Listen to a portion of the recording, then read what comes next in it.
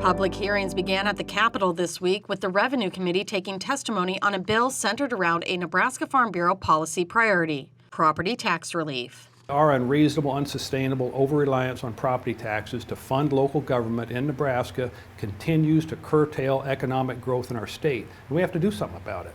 Senator Tom Briese of Albion introduced LB 723, a bill aimed at addressing the refundable income tax credit created in 2020 by LB 1107. I feel 723 is extremely critical to all Nebraskans. If we don't pass 723, we're going to impose a $200 million property tax increase on Nebraskans, and we can't allow that to happen. What happened was in LB 1107 passed in the summer of 2020. We set it up, unfortunately, so there is a cliff effect on the amount of relief granted under that provision, where we're currently at $548 million worth of property tax relief pursuant to the refundable income tax credit of LB 1107, and that will drop off to $375 million in year 2024 under the current statute. We have to change that. We can't allow that to happen. LB 723 places a floor under the savings that were provided through LB 1107 tax credits to the tune of $548 million and would also ensure those savings continue. Nebraska Farm Bureau President Mark McHargue testified in support of the bill, saying its passage ensures Nebraska continues to move in the right direction towards property tax relief. We want to take the floor out and allow that fund to grow and really give continued substantial property tax relief to the property owners in Nebraska.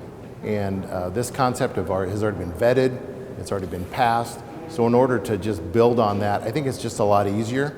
And so in order to do a couple tweaks to ensure that it continues to grow and ultimately gives us possibly a couple $100 million more tax relief in year 24, 5, 6. That's really important. It's simple, and I think it's for a short session, it's really our goal for this year to get this passed. The property tax relief that will be lost without changes to LB 723 is more than $200 million per year starting in 2025.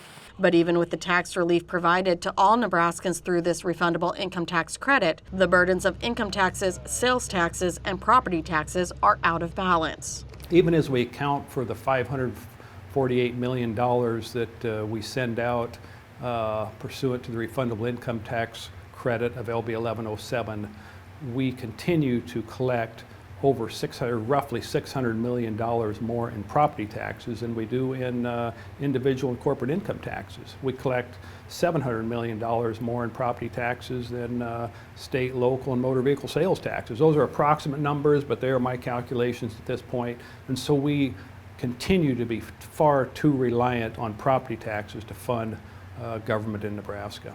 In this short session, time is critical. Senator Briese says the best way to help get this proposal across the finish line is to reach out to your senator. I would ask all members to reach out to their senators and express their support for LB 723. Tell them that we can't stand around and let a $200 million property tax increase occur. Reach out to your senators, tell them how you feel. For more stories like this, visit NEFB.org and follow us on Facebook and Twitter.